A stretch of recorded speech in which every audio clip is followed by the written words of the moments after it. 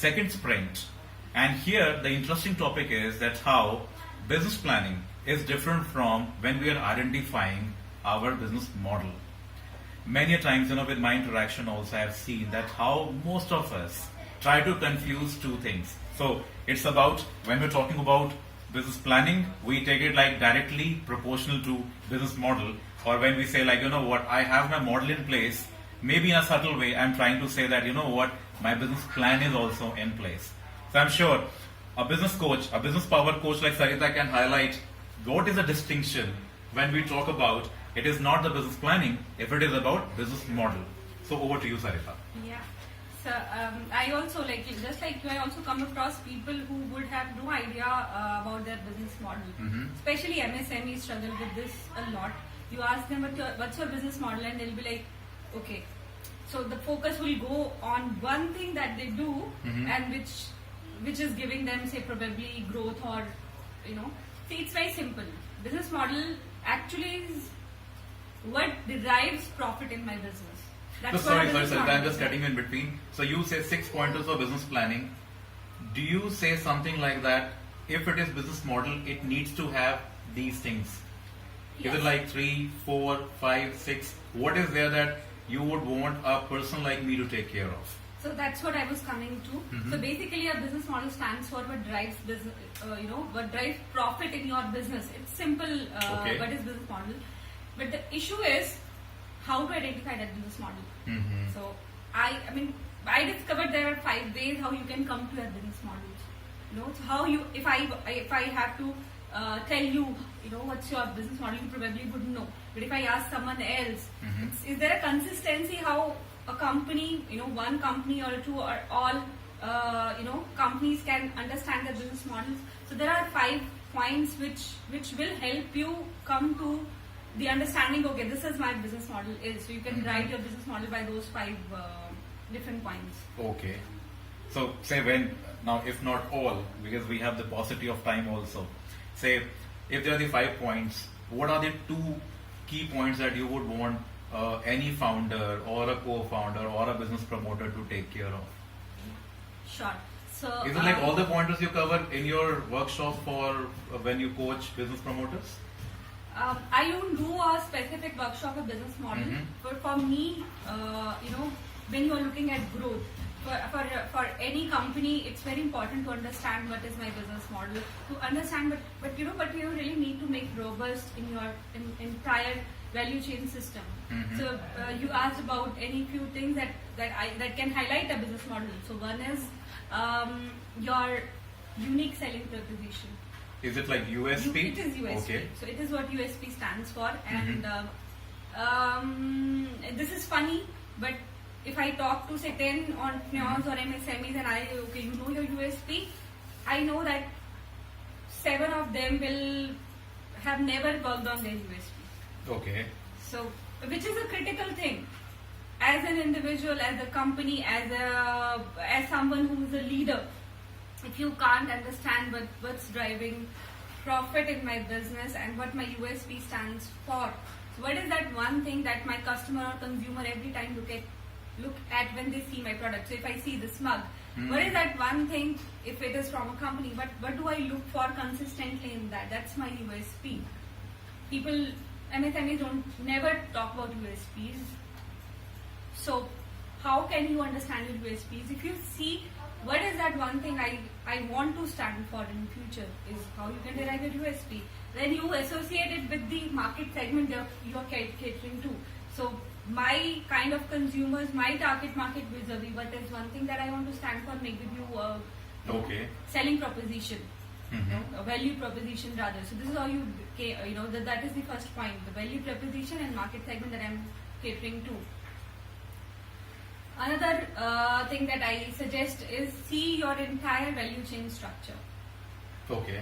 Chop down all your entire system, all your activities in how something comes to you and how it goes back to the consumer. So your raw material, even if it is services, what is that thing that I am working on, and when it goes to consumer, how it looks. Chop down everything that you do to make sure that is delivered in the quality you want.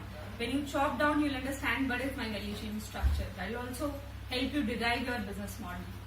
Okay, so that is like when we look at business model, so if the USP is important and how well that USP is being translated into value proposition, which is a part of a value chain, I hope it will not make things cumbersome for a business promoter to think about, or will it again add to simplicity to do business? Absolutely not. Good that you mentioned that. So people often feel that okay, these terms are a little complicated. It's very simple. It's very simple, and I actually I believe in simplicity. Every time you see a product, you associate with the benefits to the right tribe or the right customer. You'll understand its USP. Okay. You talk about Facebook. Can you tell me USP of Facebook? What's one thing that Facebook stands for? I think it's about connections, social connections. Okay. And connections where by not knowing someone I am still able to know so much about that individual. Now might be a guy like me would be more utilizing that networking for business purpose. So that is what I would think of when I think of Facebook. Networking, effortless networking. Yes, effortless. Free networking. Right. And apart from that, so not networking holistically. There was a time when I had to really move out to understand what my friends are doing, and Facebook is there. I don't have to. Right. Yeah. Right, So right. networking is not in just one term. It is holistically. For business, people are using it for just socializing. So that's one thing that comes to your mind. Can people actually define it so easily? It's so simple. It came out so simply. So when you actually sit down and think through, you get all of it. It's not complicated. It's not cumbersome. It's very simple. And if you don't do it, don't even think of, growing where you really, you never think, if you with this approach, people will not grow. It's very simple. You really have to take stock of things. You really have to think logically, and you really have to sit through rather than just doing things. You have to sit down and actually say, okay, this is what my USP is, this is what the segment is, this is how I get my profit. Really have to. It's critical to growth. So can you take some business case, where how you helped one of your learners, that how that from with your inputs that person was able to grow the business, or that person was able to understand or discover that what all things are to be there in business model. Yeah, so I normally do not reveal my clients, but then without taking name, I can talk about as a It's the nature of business. Yeah. So there was this woman who came to me, and it was one of the seminars that I was giving, and she's really, really driven, and she wanted to help people. She was from Uttarakhand, and she said, okay, I'm thinking of starting something of my own for a very long time, and so far nothing fructified. And I am actually, I want to help people. So that came a lot from her, conversation, that I really want to help people. So I realized, okay, she wants to contribute to the society, and at the same time she wants to make money. So what I suggested her was, can you actually go ahead and build some skills over it? And she agreed. So she was from a technology background. She went ahead for one of the workshops that I was a pioneer of. That was entrepreneurship development on solar energy. Okay. So I was the one who did the first with TRA International, another company. And she went for the training of 3 days, understood the entire solar landscape and how you can build products in solar. And later on, she started with, so I asked her, okay, again, coming back to, so she planned for a business initially, and then she sat down and she said, okay, I am technically sound, but when it comes to say, having installation of PV panels and all, that's not something I can do in a long term. They said, but can you do? So we sat down, chopped down everything for her, and what we discovered was she can actually start with the solar lantern business. She started with the solar lantern business soon. And you won't believe, in the Uttarakhand tragedy that happened, she was the one who provided more than 50,000 lanterns to the government. Okay, wonderful. Okay, and that was her need. She wanted to contribute to the society. Can you ever think of something greater than your life? She came back to me and she said, well, you know what?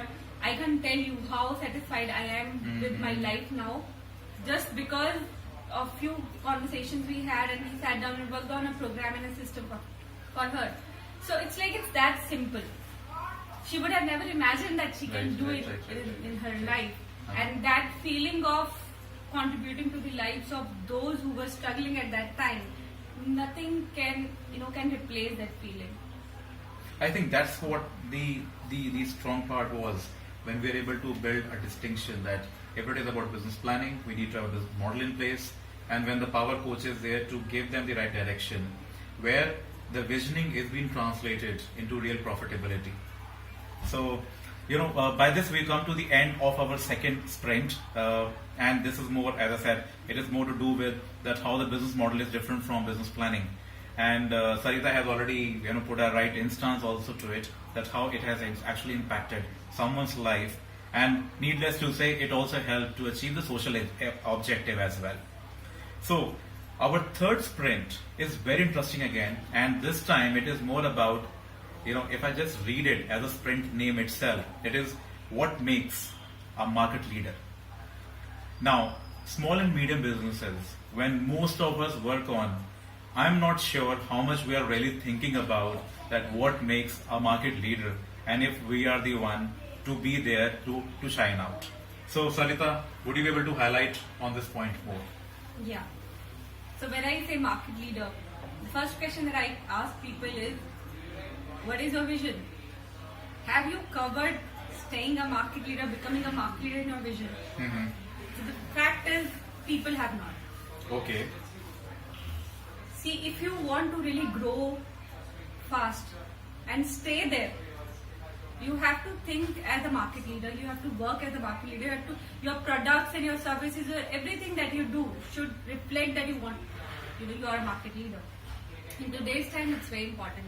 More or less, people even don't have that in their vision, that I want to stay a market leader. Mm-hmm. When I say market leader, a good example is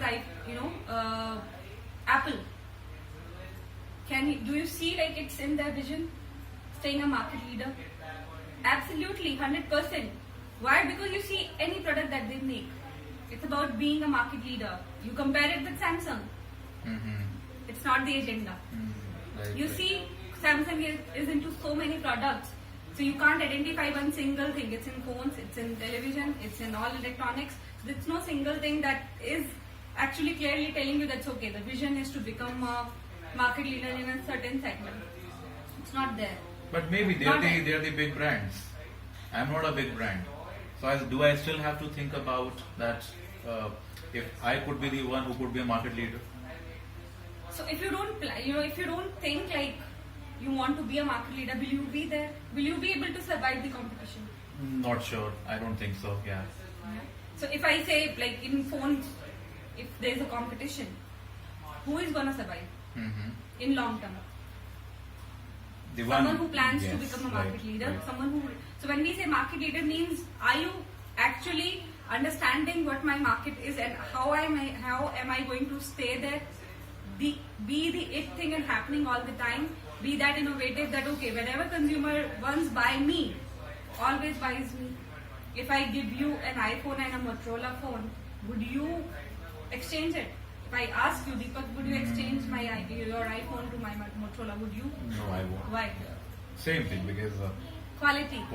And I know iPhone is quality. I know iPhone is the best in the, not in terms of the branding part, but actually I know iPhone stands for quality, because I know iPhone is the innovation.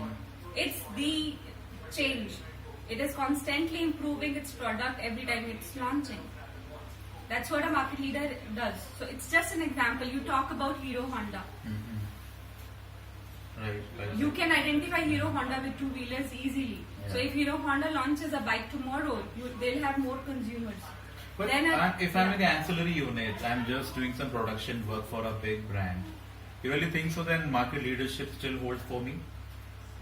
Absolutely. So you can be actually just manufacturing pencils. Forget about even an ancillary unit. You just be manufacturing pencils. Do you really want a one-time consumer, or you want your consumers to buy every time?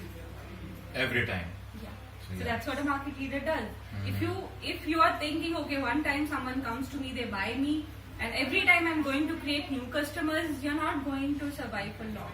If you really want people to come back to you, buy you every time, that's what a market leader does. You have to think like a market leader. So when I say market leader, is it in your agenda? It's, do you actually feel and you actually act as a market leader as a company? Do you actually innovate? Do you constantly work on your products and services vis-a-vis your market segment? So- MSMEs don't. Yeah, that's So what. because they have that psychology, okay, I don't need it. Why should I? The objective, the larger objective doesn't cover being a market leader at all in their vision. So how do you help them? Say if I say that what I do not know how to be a market leader, then how, let's say, a power coach like you can help me? Yeah, so when it comes to becoming a market leader, there are various tools that a company can use. Okay. I give you just a small example of out of what tools there are. So if I talk to my customers, say I am a small organization having 50 customers regularly buying from me. If I go to them and I ask them, okay, what is that you like in my product and what is that you don't like? Just two questions, very simple questions. How many answers I get? I get 50 answers into 200 answers. 100 ways to improve my product. There may be duplication, so I'm just saying 100 because of simple maths. Even if you delete the repetition, I'll at least get 7-8 ways to improve my product or service. That's a very simple thing. MSMEs don't do it, and I don't see why.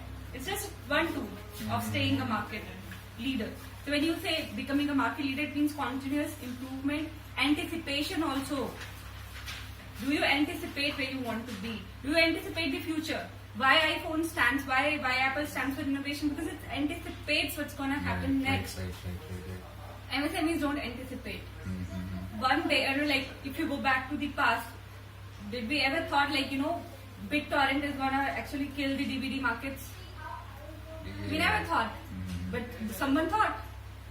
Right. That's the answer to it. So someone thought. Can you think like that? Can you think of solutions for tomorrow?